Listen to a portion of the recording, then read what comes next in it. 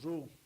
Alors d'abord, je voudrais insister sur le fait que nous sommes, en tant que Bruxelles Environnement, dans une situation un peu particulière, puisqu'on est à la fois une administration régionale chargée de planification, donc de réflexion sur, par exemple, des programmes de réduction de pesticides, des plans à la vocation régionale. On est en même temps responsable du développement de projets. Alors quand je dis projet, ça peut être le développement d'un maillage vert sur Bruxelles, donc c'est une vision régionale, mais c'est également la création de nouveaux parcs ou la restauration de parcs historiques. Donc ce sont réellement des travaux sur le terrain. Et puis la dernière opération, c'est la gestion, ce dont on a beaucoup parlé jusqu'à présent, c'est comment je vais entretenir ces différents espaces et avec quelle vision je vais l'entretenir. Il y a un élément qui me paraît très important au niveau de la région de Bruxelles-Capitale, c'est que l'administration régionale a été créée en 1989 et que lorsqu'elle a été créée, il y a deux facteurs extrêmement importants qui nous ont permis de nous mettre dans des conditions favorables pour réduire et même interdire l'utilisation de pesticides. Il y a d'abord une situation que je qualifierais de politique. Alors, M. Deleuze est là, il a bien vécu ces différents états ou ces différents niveaux. Et je crois qu'il est important de se dire que quand un homme politique se trouve à un niveau régional et non pas à un niveau terrain communal, comme vous l'avez expliqué, il peut, dans certains cas, aborder les problèmes avec une vision plus globale et il peut oublier un petit peu les anciens combattants ou la tombe de ma grand-mère, comme vous l'avez dit. Et ça permet de développer des politiques, ça permet d'être un petit peu plus audacieux, ou en tout cas d'imposer à son administration un certain nombre de choses.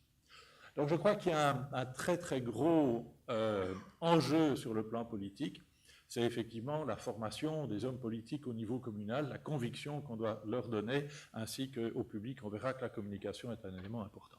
Et on en a profité, je dois dire, au niveau de la région Bruxelles-Capitale, puisqu'on a pu très rapidement adopter avec une décision politique, la non-utilisation de produits phytosanitaires, la réduction de tous les autres types de pesticides. Il y a un deuxième élément important, c'est la formation et la qualification des agents qui sont sur le terrain. Et je crois que ça, c'est aussi fondamental. En 1989, la plupart des personnes qui ont commencé à travailler à Bruxelles Environnement étaient des personnes formées sous forme d'agronomes ou de licenciés en botanique, et des personnes qui avaient aussi, une formation en écologie, et donc une vision de la problématique qui était une vision relativement globale. Et on verra que c'est extrêmement important d'aborder cet aspect, pas uniquement je veux que le sol soit propre, mais comment ces produits vont intervenir par rapport à la qualité de mon sol, par rapport à la problématique de l'eau, par rapport aux équilibres biologiques qui s'installent dans un espace. C'est encore quelque chose qu'il faut développer pour le moment. Si je vous demande qui parmi vous est conscient ou peut intervenir sur la qualité du sol qu'il y a dans les espaces verts, mais vous allez voir qu'il y a un très gros manque encore actuellement. Il y a très peu de gens qui se rendent compte que la biomasse du sol est quasiment équivalente à la biomasse aérienne et que donc on ne fait pas attention à cette biomasse du sol, aux acariens et aux colamboles qui se trouvent là-dedans et qui sont fondamentaux pour qu'il y ait un véritable équilibre et qu'il y ait quelque chose qui se passe. Donc, c'est un deuxième élément important, c'est arriver à former ou à engager des personnes qui professionnellement ont cette vision écosystémique, cette vision écologique. Je crois que ce sont des choses absolument fondamentales. Alors très rapidement tout de même, la région de Bruxelles-Capitale, vous le savez, c'est 160 km², mais on est dans une situation urbaine et encore beaucoup plus urbaine que Namur. J'aimerais bien pouvoir travailler avec un territoire comme celui de Namur, où, les collègues français que je vois de temps en temps, très souvent, on est au niveau de communautés urbaines où on a des champs, on a des choses. À Bruxelles, on en a relativement peu.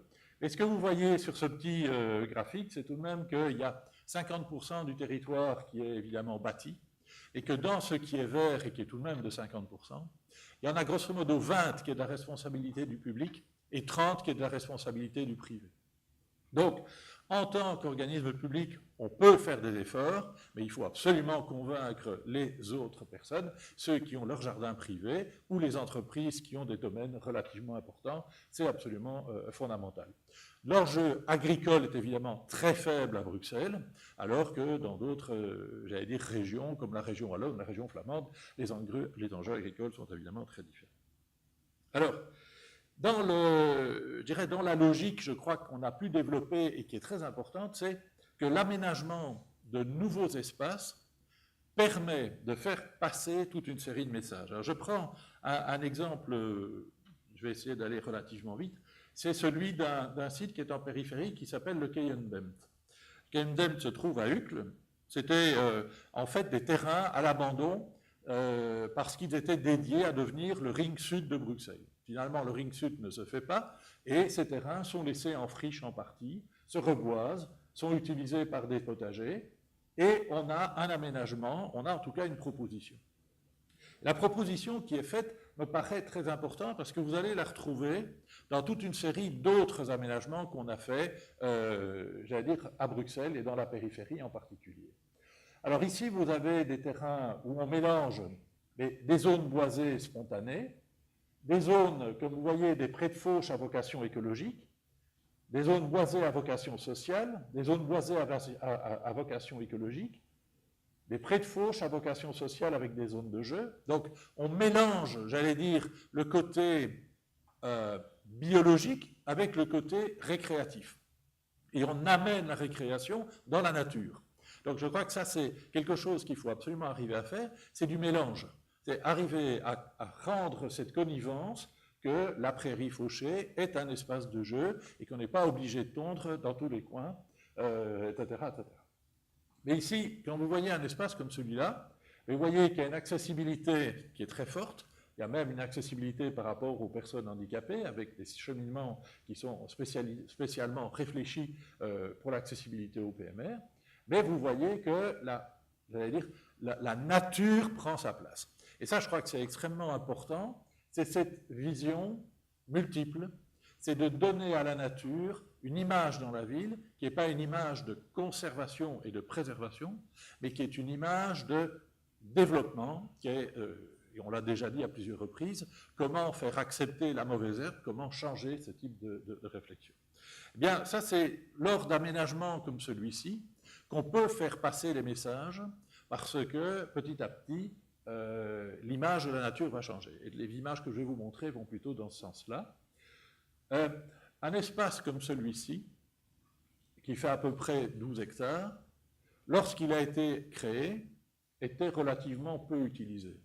Depuis sa création, il y a pratiquement 3000 nouveaux habitants qui sont venus s'installer autour du site.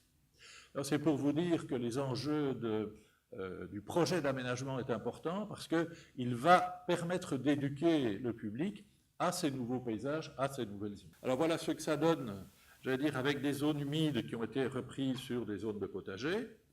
Voilà un autre type de réflexion.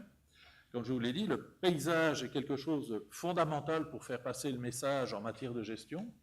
Alors vous avez, j'allais dire, à Namur, ce concept d'enherbement, j'allais dire, qui est extrêmement intéressant. Alors vous voyez la photo qui se trouve là en haut, et c'est un cheminement qui est un cheminement, j'allais dire, à géométrie variable. Donc c'est du gravier de lave. Ce gravier de lave est relativement coupant. Et donc, en fonction de la fréquentation, en fonction du frottement qu'on va avoir sur le gravier, les racines des herbes qui se développent là-dedans vont être coupées et donc ça ne poussera pas. Donc, au plus il y a du monde, au moins il y a de l'herbe, au moins il y a de monde, au plus il y a d'herbe. Et donc ça va s'adapter. C'est tout à fait logique. Il ne faut plus aller mettre de produits là-dessus, il faut travailler sur le matériau. Et ça, je crois que c'est aussi des éléments très importants, c'est que dans les aménagements, adopter des techniques qui sont des techniques, j'allais dire, souples, simples comme celle-là, mais les faire passer des uns aux autres est extrêmement important. Et ben voilà le chemin qui peut supporter de temps en temps le passage d'un tracteur et d'une remorque, mais qui, ou sinon, la plupart du temps, va accepter le passage des piétons et des chiens. Alors, en matière de gestion journalière, c'est bien clair que nous avons tous les mêmes soucis. Je ne vais pas revenir sur toutes les techniques utilisées pour nettoyer de la dolomie, que ce soit à la flamme, à la vapeur, aux rayons infrarouges, etc.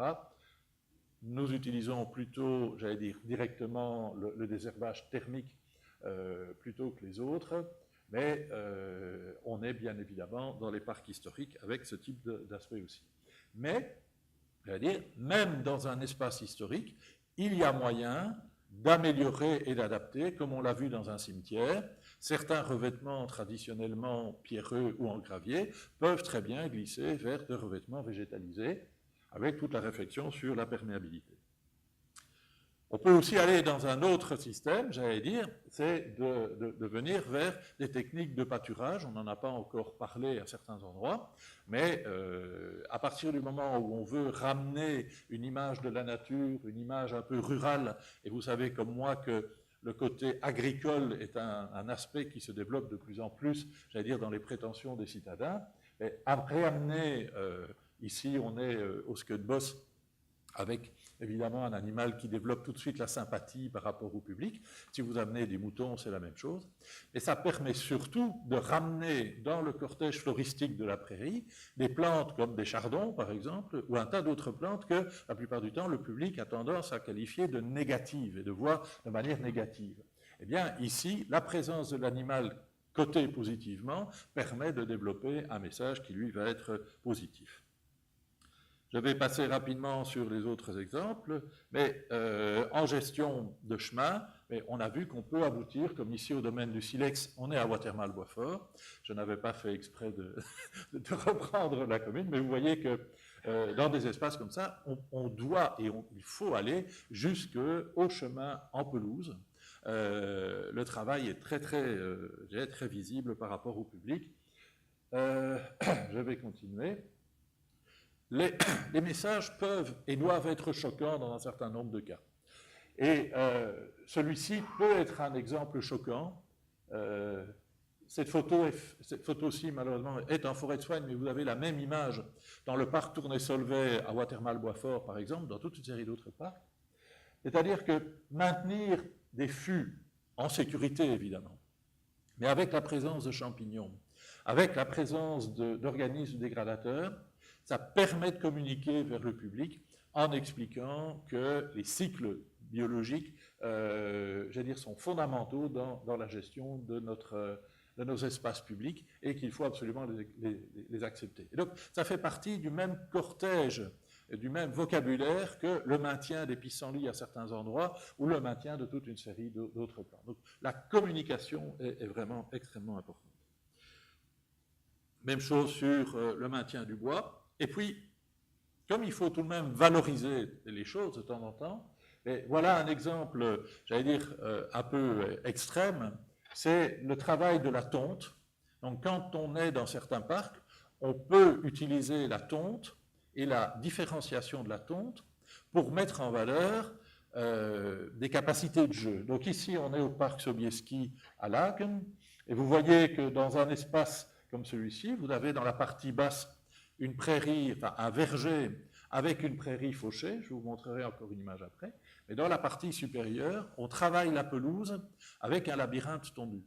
Et donc, vous avez là un geste artistique, mais vous avez aussi un geste récréatif, puisque c'est un espace qui est utilisé par les enfants. Ce sont des cheminements qu'ils peuvent parcourir. Alors là, l'herbe est relativement basse, mais on va laisser pousser, donc le cheminement est tondu toutes les semaines, le restant de la prairie va pousser, et donc vous allez avoir cette évolution. Et vous créez à la fois un mélange de la ludicité de l'espace et de la préservation de la biologie et de la biodiversité. Les parents adorent, les enfants adorent, et découvrent de cette façon-là, c'est-à-dire aussi le respect et la non-utilisation de produits phyto dans des cas comme ceux-là. Même approche dans la partie basse, c'est une technique qui est utilisée dans d'autres endroits dans nos parcs, c'est le maintien de ces zones de fauche, mais de travailler dans les zones de fauche des cheminements et des chambres de verdure. Donc, à travers ces zones de fauche, on va créer des espaces qui sont des espaces qui instaurent une certaine sécurisation d'une famille qui s'installe avec des petits-enfants. Parce qu'à l'intérieur de la chambre de verdure, les enfants vont courir, ils rentrent dans la prairie, mais ils n'y vont pas très fort. Et donc, il y a un phénomène de clôture, j'allais dire naturelle, qui s'instaure, parce qu'on a 50 cm de graminées et d'autres plantes qui sont instaurées. Alors, je voudrais venir sur un autre aspect ici, parce qu'on a beaucoup parlé de prairies fleuries. Nous n'utilisons plus de produits quasiment depuis 20 ans dans la plupart des parcs. Il y a quelques petites exceptions qui se sont posées sur des problèmes sur les buis ou des choses très particulières. On a parlé des chenilles processionnaires aussi. Mais lorsqu'on développe une prairie, en fait, on la laisse évoluer spontanément. Jusqu'à présent, on n'a quasiment jamais ressemé sur une prairie. On n'a jamais fait ce travail, j'allais dire, qui consiste à remettre à nu et à remettre d'abord des commensales, des messicoles qui vont après évoluer, etc., etc. Donc, la plupart du temps, on a une évolution de la composition floristique qui est une évolution vers un maximum de diversité puisqu'on a les plantes de la pelouse et puis la prairie qui s'instaure. Et puis, on voit diminuer la diversité dans les prairies parce qu'on a un nouvel équilibre qui s'est installé au bout d'une dizaine d'années. Et c'est comme ça que vous obtenez ce type de prairies qui sont moins fleuries, probablement, et moins spectaculaires que pas mal d'autres, mais qui sont plus naturelles, puisque notre objectif, il est réellement d'avoir de la naturalité, de l'authenticité dans la composition des milieux herbacés. Et là, il y a tout un débat, évidemment, qui peut se mettre en place sur est-ce qu'il vaut mieux travailler avec des prairies fleuries, avec tous les mélanges, hein, on a entendu 15% de l'un, 15% de l'autre, etc. Nous, on a pris un parti qui est peut-être un parti fainéant, j'allais dire, d'une certaine manière, mais surtout économe, c'est de dire on va laisser la prairie évoluer et on va la suivre de cette manière-là. Voilà les uns. Alors, oui, je voulais tout de même aussi donner un petit exemple sur la diversité des autres interventions qu'on peut avoir. C'est que l'utilisation du bois mort et le mélange du bois mort avec les plantes naturelles sont évidemment très importants. Voilà ce que ça peut donner. L'extrême à Chaumont-sur-Loire dans un certain nombre de cas. Les souches d'arbres qui peuvent être utilisées également. Le compostage, on en a parlé. Le mulching, on en a déjà parlé. De nouveau, parfois, être agressif par rapport au public. On est à la porte de halle. Et ici, on essaye d'améliorer le sol au pied de cet arbre. Ce sont des sols qui sont extrêmement compactés. Et donc, on a mis une couche, mais là, on a vraiment joué le jeu à fond. Hein. Tout le monde se demande à quoi on joue, mais ça permet de communiquer. Et ce sont des chocs visuels qui permettent d'expliquer pourquoi on utilise le recyclage naturel, pourquoi on pose un certain nombre d'actes.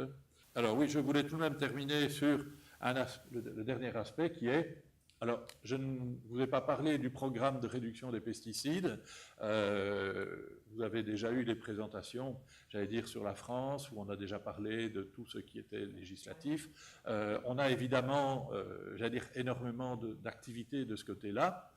Un des gros problèmes, ça va être de faire adopter des logiques aux propriétaires privés. Alors, ici, on est au bois du Wilder.